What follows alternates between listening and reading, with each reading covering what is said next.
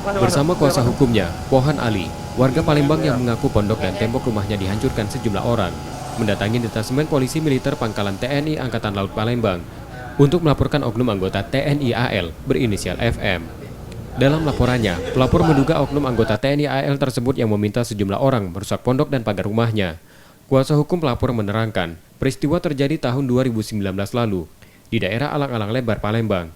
Pelapor dan terlapor sudah melakukan mediasi, dan terlapor berjanji akan memberikan ganti rugi. Namun setelah setahun, terlapor tak memberikan ganti rugi yang disepakati.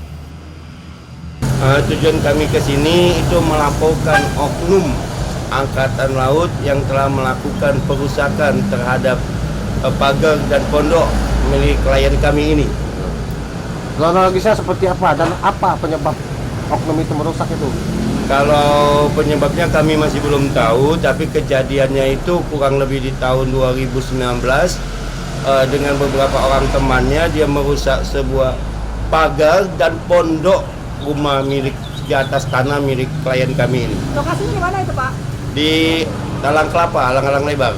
Nah, merusaknya itu apakah pakai alat atau apa, Pak?